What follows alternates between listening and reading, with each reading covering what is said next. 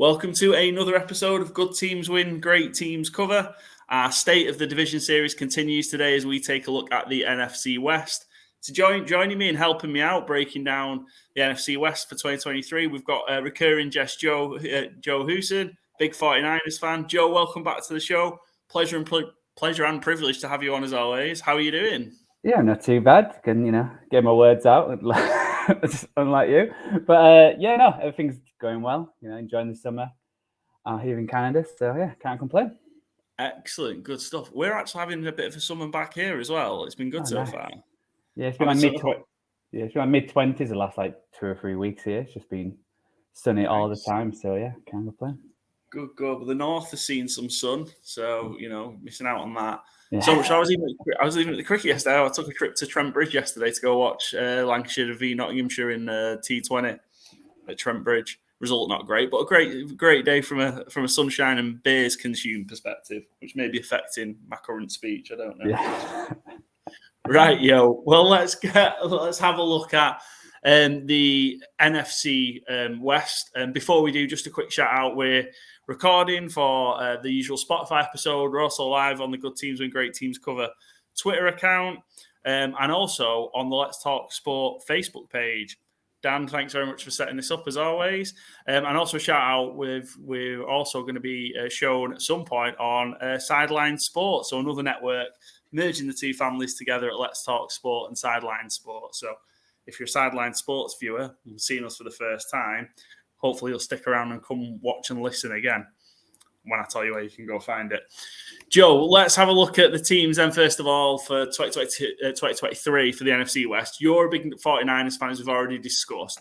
Before we look at the team specifics, what's kind of your general feel about the division heading into the new season? Yeah, I think it's the least competitive it has been for a while. It's the last few years, it's been at least 3 great teams, 1 decent team. But I think this year, it's there's only 2 good teams and 1 terrible team and one team who we not a clue what's going to happen. It's it's strange because NFC West has been the powerhouse for the last few years, and obviously now coming into this year, it's except play NFC as a whole, there's probably only 2 or 3, maybe stretch 4 teams who you say at the top, and then everyone else is just meh, unlike the AFC. So it's it should be interesting this year. Yeah, I kind of getting that feeling where obviously the Niners are pretty strong. Again, the Rams again are just suffering from kicking the can down the road from winning the Super Bowl 2020 for the 2021 season. And you've got the Seahawks making some moves. So let's get into it. We'll start with, I guess, what you described as one absolutely terrible team. So let's start there. We'll start with the Arizona Cardinals. So I suppose probably the biggest bit of news in the offseason for Arizona is that they got a new head coach, and it was the Philadelphia Eagles defensive coordinator, Jonathan Gannon. They finished 2022 with a 4-13 record. To get Jonathan Gannon in, they also had to get rid of Cliff Kingsbury. They only got rid of Kingsbury 10 months after he just signed a 5-year contract extension, which is just mad, isn't it, really? Kyler Murray went down with a torn ACL in week 14. He's going to miss how many games we don't know, but he's certainly going to miss the start of 2023. And they finished on a run, the Cardinals, of 7 straight losses for 2022. More recent news, they also released wide receiver DeAndre Hopkins, and they also, as long as getting rid of an old head coach and bringing in a new one, and they brought in Monty Ossenfort to replace Steve Kerr as GM. Steve Kerr seemed to step down for health issues / potentially another incident and problem that took place. Where do you kind of feel, Joe, that the Cardinals are kind of heading into this year? Honestly, I think they're probably the favourite to get the number 1 pick for the next year draft. Just looking at their team, when Colt McCoy is your starting quarterback for who knows how many games, and by the time Kyler's either fit enough to come back, is he going to just be, let's just sit him, let's get the first pick, and then who knows, he could be gone next year as well. So it feels like a whole new change is happening. Just 2 or 3 years ago, they were one of the favourites in the division, and running around with Kyler Murray making the playoffs, and that now it looks like a complete rebuild, getting rid of all the best players, and it should be interesting. I think this year, I think if they get the number 1 pick, they'll be happy and they'll see where they go from there. But I can't see them actually. They're not going to make the playoffs. It's a bit like, what's the point in finishing, 5, 6 draft pick? But teams never tank. But it feels a bit like like how the players are getting rid of and how they're going about it. They are. This could be a team that looks like tanking. Again, very intriguing position that Arizona are in, where I think they did a good job in terms of the draft. I thought they had a really, really good draft. And I think certainly, they're trading out with the Texans, so they could go up and get Will Anderson, but it was, I guess, CJ Stroud, really, wasn't it? And then traded back in with Detroit. I think they've done a good job, and they've got a couple of key pieces there, and I think some very, very strong pieces for a long time in Paris Johnson Jr., the tackle from Ohio State. BJ Ojulari from LSU is one that's real interesting for me. And I love Garrett Williams as a corner from Syracuse. So I think they've got 3 really, really good pieces there. And then it's just kind of how are they going to approach it? Because you've got a coach, has Jonathan Cannon come in and is he being told he's going to get some time to kind of turn this around? You'd expect he'd get at least the 2 years, but I don't know if it went horrendously bad. Well, you just figure Steve Wilkes only have 1 year with the Cardinals, and they got rid of him. Yeah, similar position when, especially if they get like the number 1 pick again, then it's like, if it's a disaster, that's like the huge decisions if that occurs. Because like you said, I think they had a really good draft, getting a lot of future draft picks, and like I said, if they get first round pick, that is a huge decision. Do they try and ship Kyler Murray off, get a few first round picks there, get Caleb Williams, and then you're building a superpower again with all them picks. It's but yeah, I'm just like looking at their team now when they're like best wide receiver is like Marquise Brown and Colt McCoy's throwing, and the best edge is probably the BJ who they just drafted in the second round. It's a team full of not great players, and with a new coach as well. Obviously, I know it's come from the Eagles, but the Eagles had a stacked defense, a stacked defensive line, and then he has to try and come and work his magic. And he used to get called out quite a bit as well from the Eagles media. So I am interested to see how he gets on. And his demeanor doesn't feel like a head coach, just how he has been, what I've seen of him. But we'll see how that goes. I think naturally those teams that have good runs like that, they do tend to lose the coordinators, and Philly lost both, didn't they, with Steichen going to the Colts as well. But yeah, I think it's a tough one, and I think he's going to need 3 or 4 years. I think, and I'd like to think Arizona have committed to that, because if not, they're just setting Gannon up to fail. I think Kyler Murray's an interesting one. I'm not convinced on Kyler. You can see him sometimes. It looks like it looks like something out of Madden, doesn't it? When he's just kind of running around. But yeah, there's a lot there. I think from a leadership standpoint that I'd be concerned about. You've got a decision to make potentially if you do end up with the number 1 pick in Caleb Williams.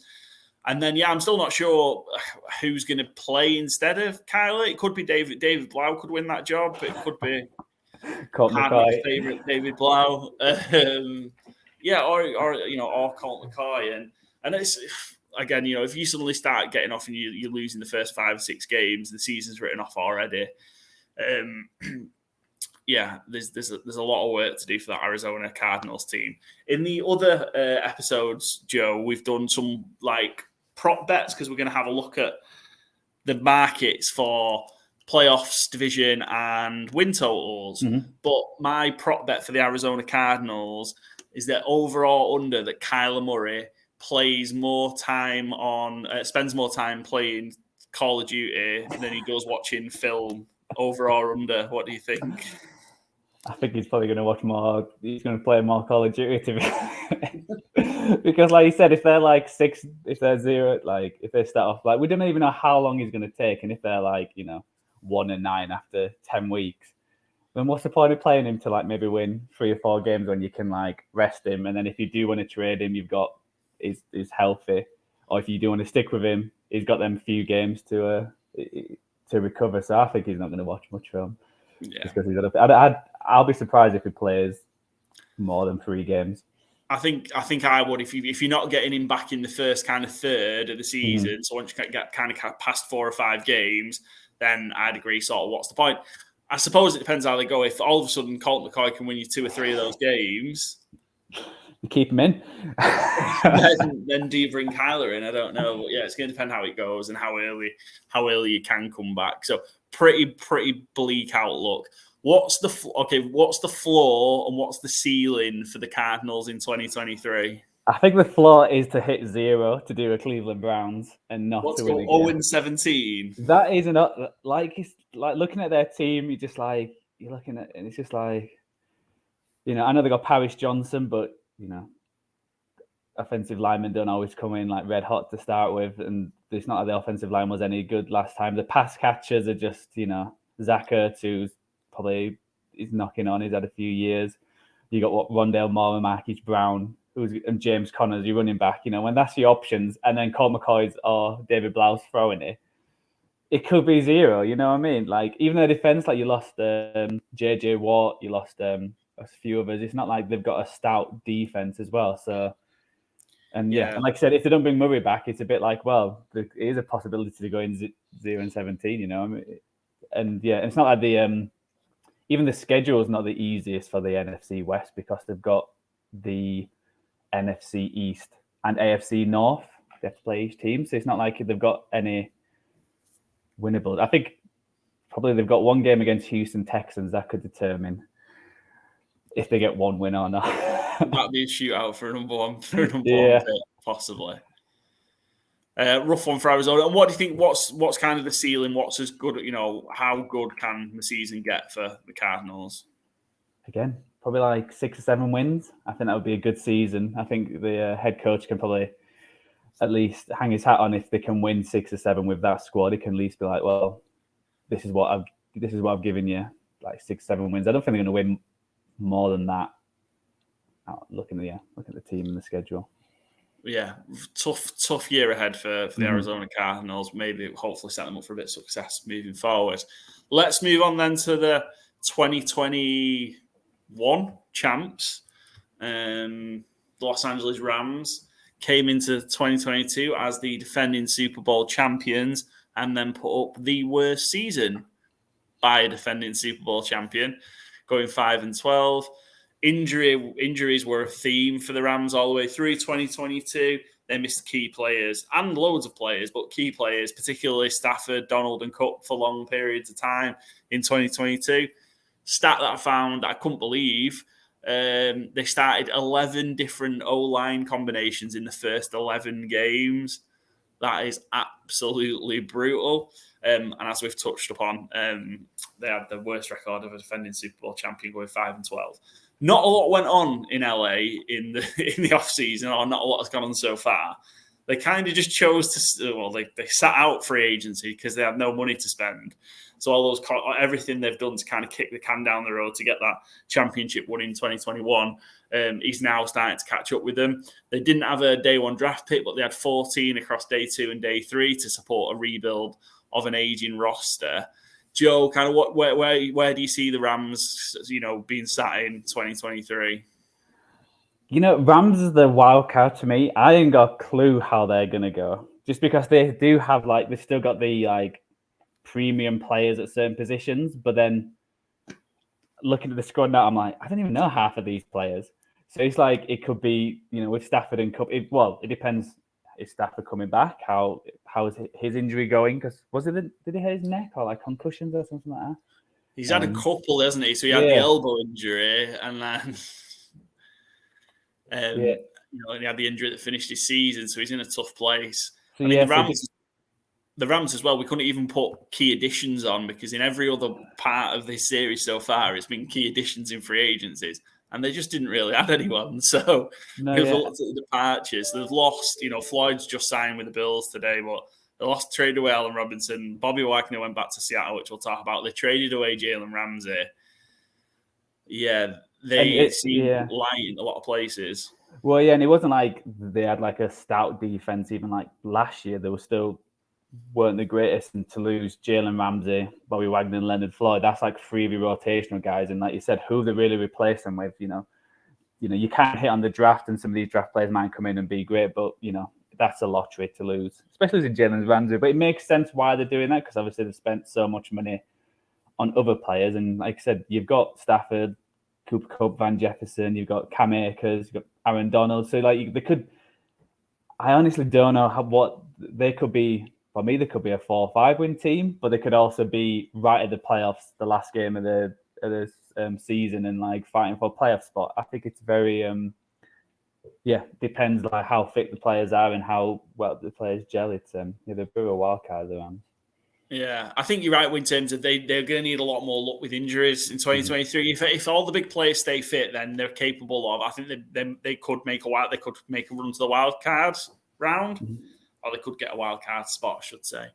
But yeah, when you're losing all the players that they did, their draft was I found real interesting. With all those picks, there's kind of two that I think will make a kind of immediate difference for them in Steve Avila, offensive lineman from TCU, and Trevius Hodges Tomlinson, cornerback, also from TCU. I just love that TCU team a little bit too much, I think. But I think those two guys are, will be starters and will make big difference for the Rams. And then you've got, I suppose, maybe Stetson Bennett's interesting if Stafford goes down again, whether he gets on the field. But I suppose my one bit for the Rams is how vested is Sean McVay. I'm finding that I'm really surprised he hasn't walked away yet. Yeah, it's a bit of a weird one, but it feels like every end of the year he's like, yeah, I'm not enjoying this, etc. And then like about a week or two after, was like, no, I'm staying on, I'm all in and everything. So we'll see. Like he said, if he's having another losing season like last year, I think that's what affected him last. That it was the first time he was on a terrible team. So we'll see how he gets on this time, see if he can work his magic. But yeah, I think it's going to be difficult for them.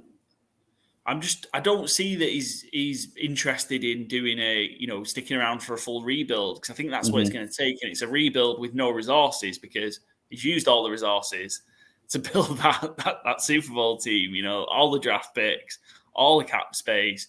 This isn't a situation that the Rams are getting out of this year, next year.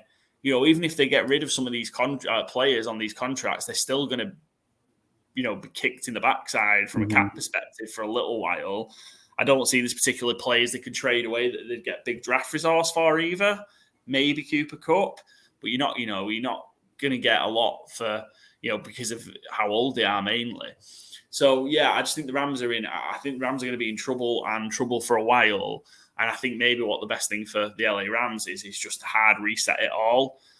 That includes McVay, the GM, and just do it out. They've done the job. Flags fly forever. Banners fly forever. They've done the job, got in there, got the championship, won. They went to 2 Super Bowls, right? Lost one, won one. Job done. Bow out and then leave the mess that's there for somebody else to clean up. Because what would you rather have? Would you rather have, like, let's say 5 to 10 years of always being a good team and not winning the Super Bowl, or having 1 year when you win the Super Bowl, then you have 5 years of terrible teams? I think I would, as a Dallas Cowboys fan, I would have the Super Bowl and then just suffer for 5 to 10 years. I think. Yeah, I think it is true, to be honest, especially. Yeah, because you can always, but then like fans are fickle, After winning one, then you have 2 bad years, and it's like the end of the world. But then you've always got that in your back pocket. But I don't think the pressure's on him as much in LA.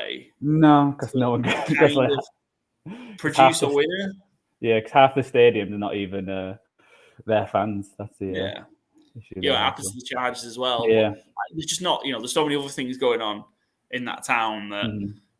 And probably arguably, the Dodgers are the bigger sports draw in LA than the Rams are, or the Chargers. Well, definitely than the Chargers are. Jesus Christ, every team in LA, LAFC and LA Galaxy are probably bigger draws than LA Chargers in Los Angeles. But I just don't think there's that pressure there to deliver a winner, just because everyone goes to LA for Hollywood and everything else. Yeah. It's not got the pressure of another city might have if they would have stayed in St. Louis, for example. Yeah, and I'm guessing it's one of them things where a lot of people move to LA, so they'll support the teams where they've come from. So there's not many homes. That's why they like LA and probably the Chargers, they're not going to get a fan base probably until, the 10, 20 years when you got the youngsters coming up and supporting them kind of thing. Like most people have come from somewhere else and supporting their home team. So, but I agree with you.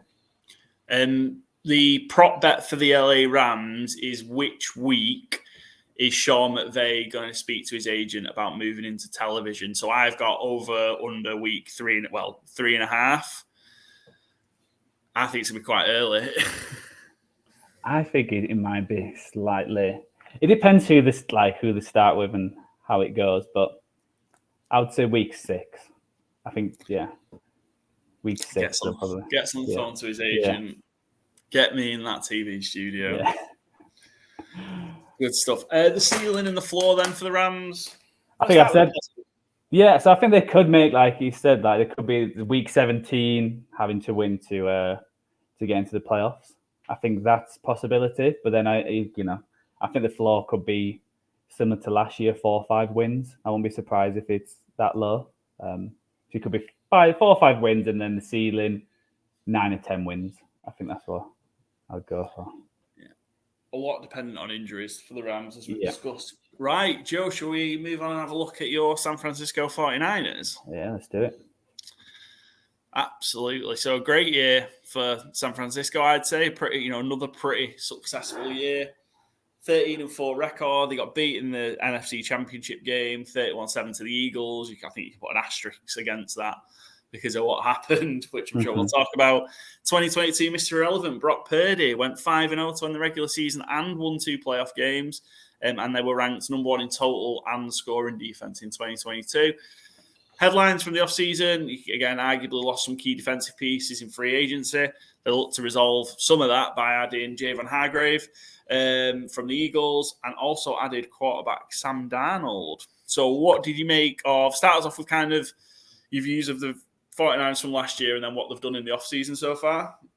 Yeah, so it was a great year last year. Obviously, ended in disappointment. And this is one of them where you can't really take anything away from that game. Obviously, Brock Purdy injured his elbow, so he was out. And then you're going in your 4th QB was Josh Johnson, was he? And obviously, when he gets a concussion. So, as soon as that happened, and it was disappointing. I can't really blame anyone. It's one of them injuries where they've hit him perfectly on the elbow. So, there's a lot to take from last year. Obviously, we've lost a few players, but it's always like the same.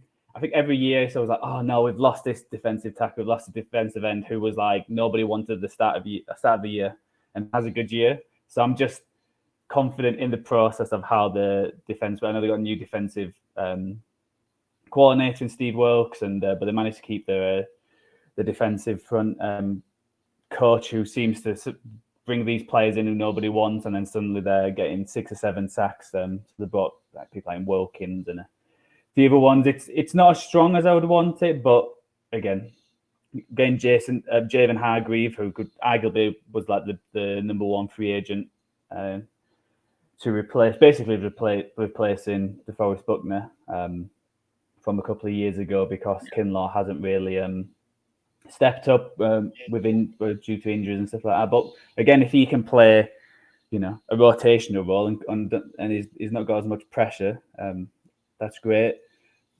So with Drake Jackson is the across from Nick Bosa. That's a worry because I still don't think he's the finished article, and you need a few more. But like I said, who knows with the 49ers, they always seem to have players who have like 6, 7 sacks.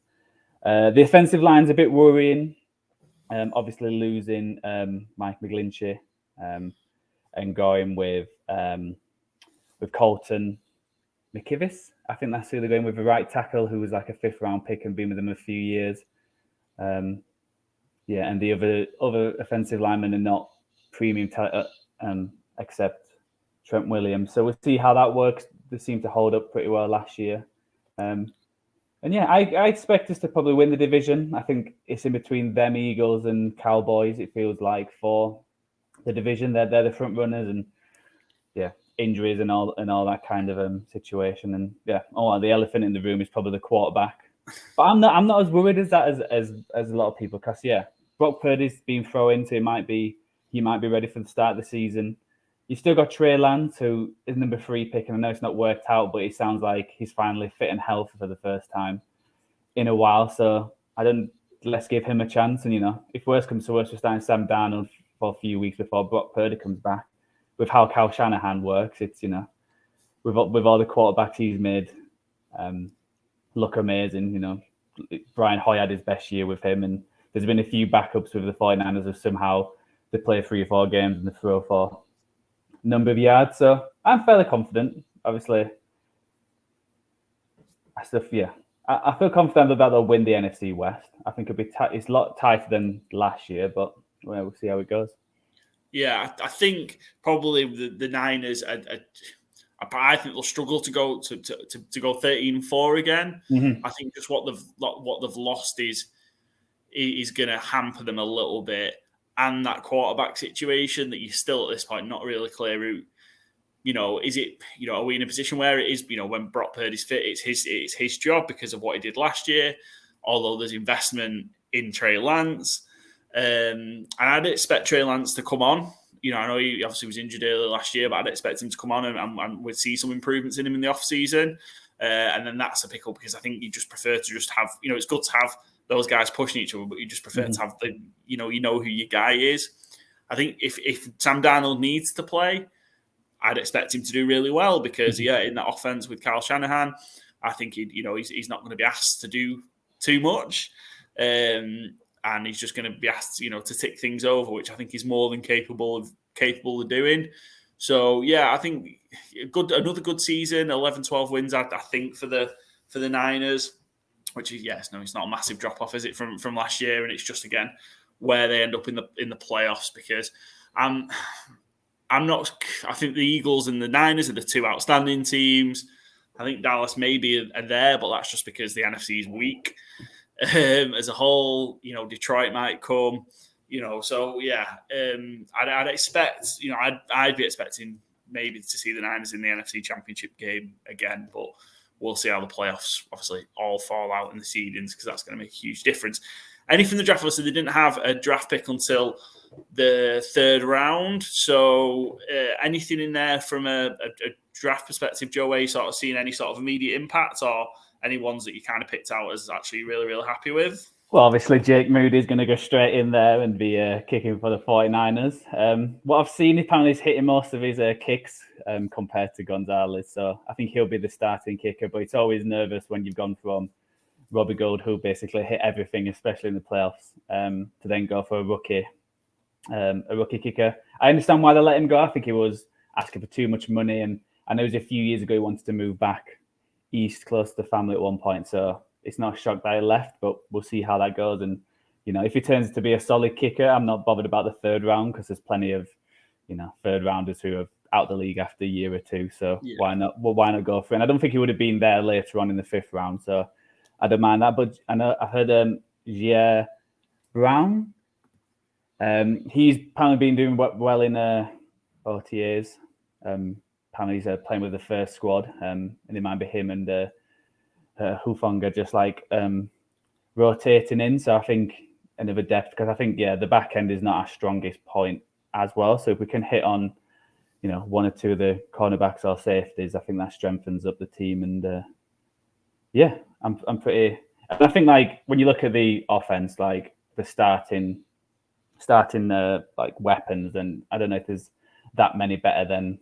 McCaffrey, Debo, Ayuk, Juwan Jennings, you got Kittle, you got Elijah Mitchell. I'm fairly confident that they'll score points this year. Especially, like I said, with the quarterback. I think if Purdy is fit enough, he's the front. He's the leader. He's the guy I think they'll go with. I think they've accepted that they'll not put Lance over him just because they've committed so many draft picks to him. I think if they're equal at the end of the camp, they'll probably choose Purdy because what he did last year, and he's a kind of quarterback what Kyle Shanahan likes, where he'll just drop it, he'll just do what he has to do, and but he can do something what Garoppolo couldn't, and move and actually extend plays. But I think it's a great situation. If Trey Lance comes on a bit, then you've got 2 starting quarterbacks, and if Brock Purdy plays like last year, then you've got someone who you can fall back on because the Niners feel like they always get quarterbacks injuries, so why not have 3 of them? And is there something in that the Niners do just seem to get more than other teams, that quarterbacks just seem to go down? Is there anything in that? Is it down to the scheme? Like, I've heard some I've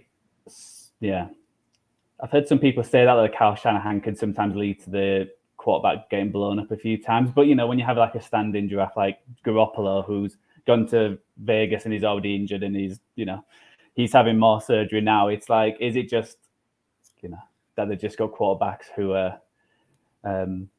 injury prone? And I think that Purdy one, the guy somehow caught it perfectly when he was throwing, so I don't think you can hold it to that. And I think what I saw as well, I know someone was showing this, where if you had 1 more second, there was like Ayuk was like running free for a touchdown for a quick, so a split second, is it one of them things where, and it could have been the offensive line. It's never been amazing. Mike McGlinchey has never been a great passing protector. He's been more of a runner, so we'll see. And I think and obviously with Trey Lance, I think both his injuries is when he's like gone to run, or it's been a planned run. So I hope with Brock Purdy, I hope Kyle doesn't scheme up any running plays as such, and it's more just scrambling rather than making him run, like he did with Trey Lance a bit, because he likes his power running. So we'll see how that goes. Fair enough. What's again, we've touched on it already, but the floor and the ceiling for the Niners in 2023? I think the ceiling is probably similar to like 13, 14 wins. Just looking at the schedule, there's no easy games because they've got the NFC East, which is a tough division, and AFC North, which all teams are tough teams, and they've obviously got the first seed schedule. I think the floor's for like 8 or 9 if it goes terrible. Just looking at the schedule, there's like a lot of games where it's like, oh, we should beat them, but how the Niners are, they always lose to terrible teams. Like last year, I think the teams that they actually lost to were teams who didn't even make the playoffs. So yeah. Yeah, the losses were bad ones, weren't they? Did you get beat by the Bears in week 1? Was it week 1 they got beat by the Bears? The Falcons, they got beat at one point. Yeah.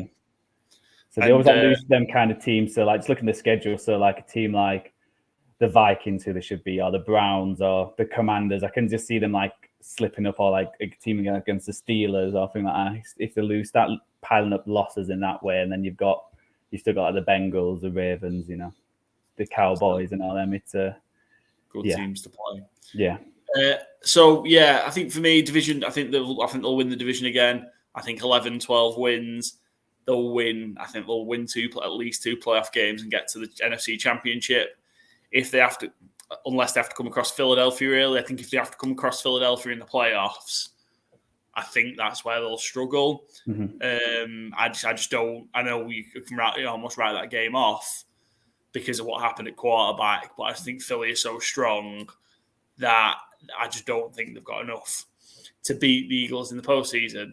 That's at least 6 months away. But I just think I just don't see them being able to overcome Philadelphia. So potentially another NFC Championship loss potentially for the 49ers. A bit of a low-hanging fruit, but my over-under on Niners quarterback injuries, I'm going to go 2.5. All 3 of them will get injured, I think. Yeah, I think they will. I think they'll get someone off the street as well, and then he'll get injured. Probably Josh Johnson will come back for his 28th team, or how many teams he's played for. Should be random teams. Rough run of it, but I'm sure that it won't be quite as bad. What are your thoughts on Jimmy G going just before we move on? I'm fine with that. I think when he first got there, and he had like the 7 game streak. He was, I was like, oh, we've got a quarterback here, but always in like the big games, he would always, I know he won quite a few, but he felt like all the playoff games he was involved, he didn't win it. He just didn't lose it. And the ones that lost, it was because he didn't perform. Well, you needed him to win it. Yeah. Like the Super Bowl, he had that throw. Emmanuel Sanders was open. He just had to hit him.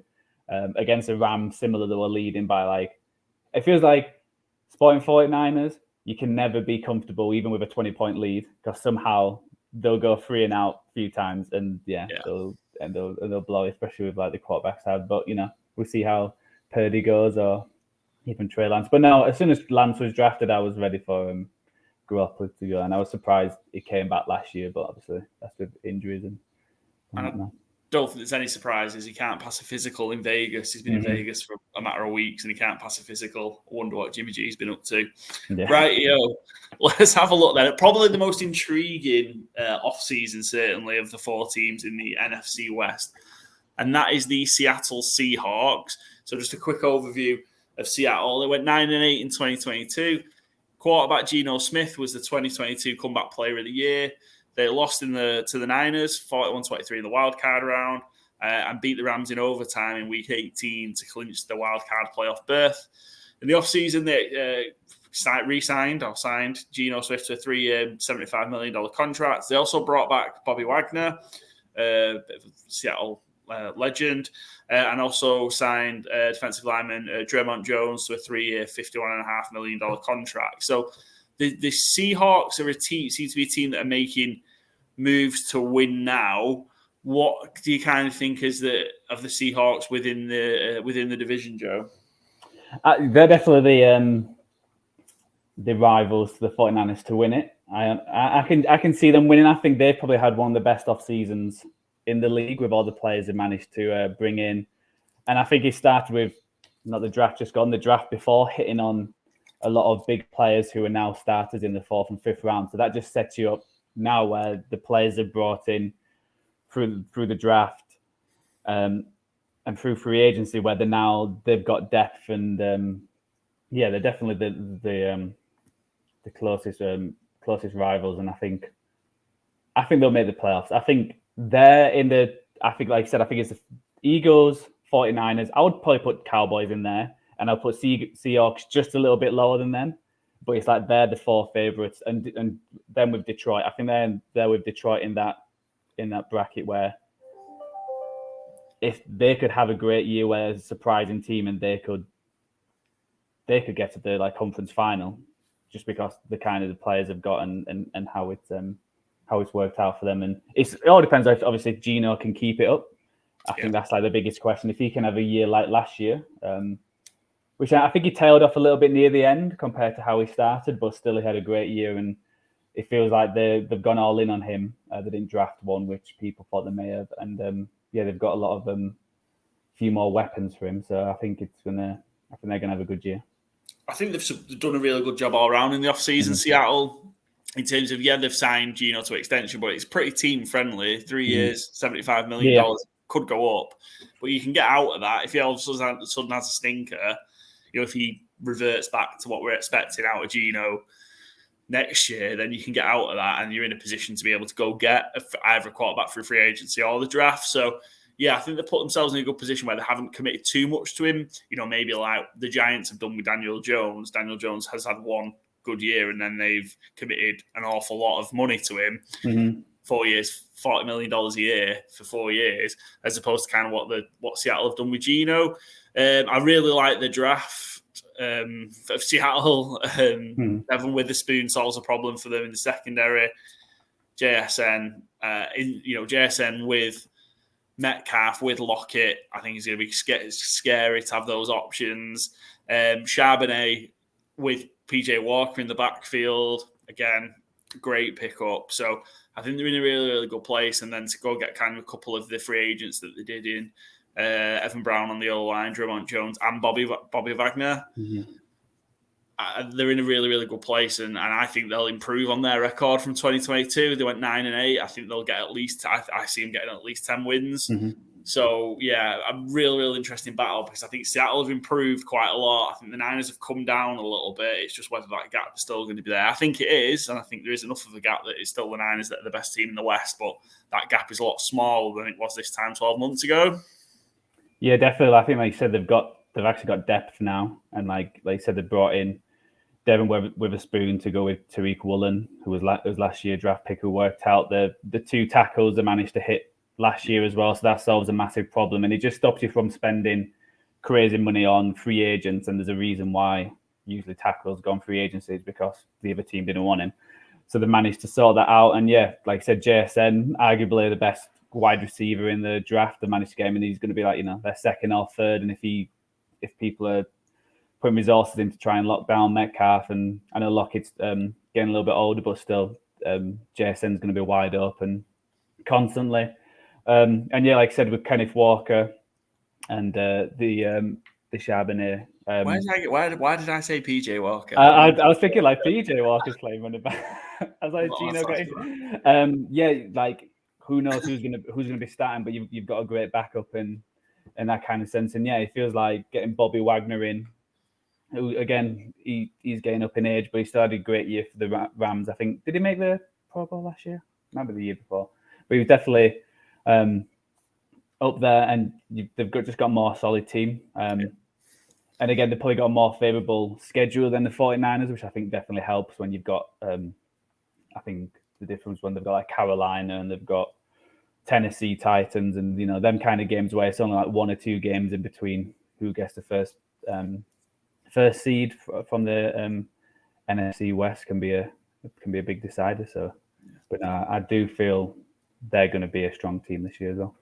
And I don't even think Gino would necessarily even need to play it there. I don't even think he'd need to be as good as he was last year either, because of the strength of the defense now, what they've invested in it. And yeah, if Gino had as good a year as he did last year, then brilliant. They could win, they could win 12 games plus, but I don't think he will. But I still think they can win double digit games with him still having a drop off. Which is a scary proposition. Ceiling and floor then for the Seattle Seahawks. So ceiling, I can see them winning like 12, 13 games. There's always a team, I see the Vikings did it last year. So I think like the Seahawks could be that team. And again, I think it's similar to the Niners, like, 8 or 9 could be their floor. I'll be surprised if they get lower than 8 or 9 for reasons like you said. Yeah. I think they'll get at least 10, I think 10, 11 wins, maybe a wild card playoff win, depending. If they have to go on the road, maybe not. If they can somehow win the division and have a home playoff game, then maybe. And yeah, I think worst case scenario or floor for them is 6, 7 wins. Something kind of has to, probably, not click for that to happen. So interesting spot, with the Seattle Seahawks. And just the most intriguing, I think, of the teams to look at in the NFC West because of just what's happened through the offseason. My prop bet for Seattle is pieces of gum that Pete Carroll consumes in 2023 over or under 1,500. It's got to be over. It's got to be over. He's a pretty vigorous chewer, isn't he? He gets through him quite quickly, does Coach Carroll, for sure. So let's have a look at some actual markets and not some made-up markets that I've presented. The AFC East ones were way better. There's far more comical prop bets to have. The AFC East, the NFC West has just been a bit boring this off season. So let's have a look then. We'll start with the division odds. So you've got the Niners favourites at -175. Seahawks plus 250, Rams plus 650, and then the Cardinals at plus 2,500, 25 to 1 for the Cardinals. I mean, I guess it's a pretty straightforward question for you, Joe, but who do you like there from an odds perspective for the winner of the division? Yes, I think for the odds, I do think 49ers win, but if you're looking at the odds, I think going for Seahawks because I think it's going to be a lot closer than it is, and it could just be down to. And 49ers always lose like the Seahawks quite a lot. So I know last year being in the playoffs, but it feels like even when the Seahawks are terrible, we always struggle against them. So I can see them picking up at least 1 or 2 wins against the Niners. So then I'll probably go Seahawks winners would be plus 250 is good value. Yeah, I can't see I can't see it being the Rams onwards, but yeah, I'm quite looking forward to potentially this race because I'd quite like to see it kind of go back to the maybe 2010 through 2013 years of the NFC West, where the Niners and the Seahawks were just kind of going toe to toe with those kind of two great teams. So where Seattle obviously won it, the Niners got to a Super Bowl. Seattle got to a second one as well, didn't they? Yeah.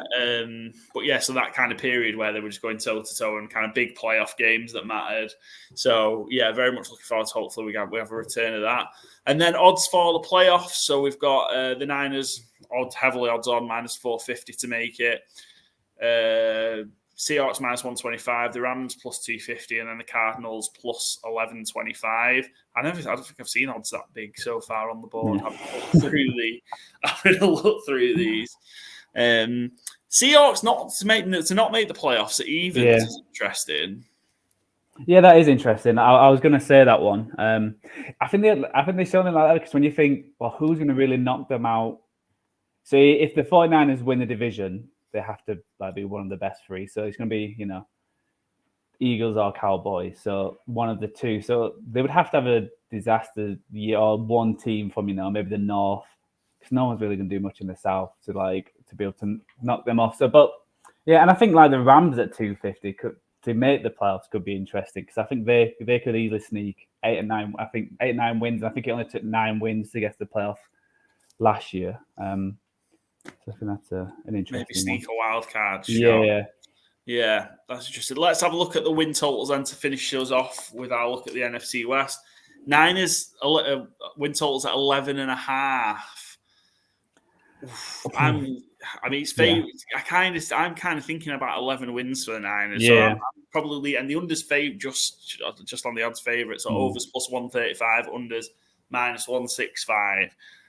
What do you think? Do you think they hit the over 11.5 wins? It's that's the perfect number because I'd probably stay away from either of them just because I can see them winning 12, I can see them winning 11 to 10. It's just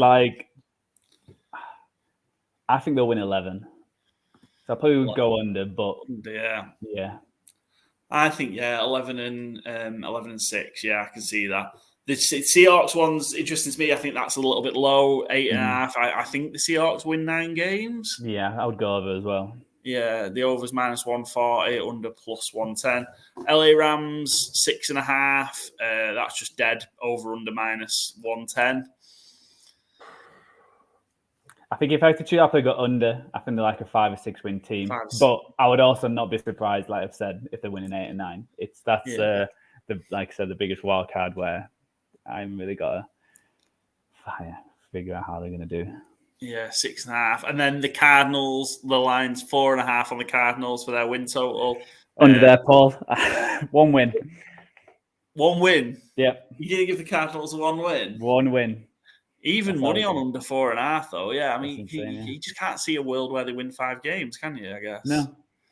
Because I'm sure on my futures list. Yeah, like I said, it all depends on Kyler, but I'm sure when he first was injured, people were saying it's at least going to be week 8 to 10 at the earliest. And who knows? Yeah, and he might have might get a bit too excited on Call of Duty and swing his knee a bit more. So So yeah, I'll definitely go under. I'm seeing 1 win. I can honestly see a 0. I'll win 17. Surely 17 games and could win at least 1. Well, the Browns only won 1 in 32 in 2 seasons. So I guess so. Yeah, can be done. Joe, that brings us to the end of our look at the NFC East. Thank you as always for coming on. Should probably just say co-host rather than recurring guest, maybe. Cheers, Paul. And it's the NFC West we've done, by the way. NFC West. What did I say? NFC East? It's the East, yeah. Force of habit. Sorry, right. We'll do that bit again. Can't cut it out the video, but I can cut it out the audio. Yo, thanks for joining us for our look at the NFC West. Appreciate you coming on and your expert insight into the division, especially around the San Francisco 49ers. That's it for another episode of Good Teams Win, Great Teams Cover. Our State of the Division series will continue. We'll flip over and look at the AFC West next. So that'll be out sometime next week. But come and give us a follow on the Good Teams Win, Great Teams Cover Twitter page. So Twitter, YouTube, and Instagram are all the same at GTW_GTC. And you can get new episodes of the podcast every week on Spotify. Just search Good Teams Win, Great Teams Cover. Joe, thanks for coming on. I'll catch you again soon. Yeah, cheers, Paul. Always good to be on.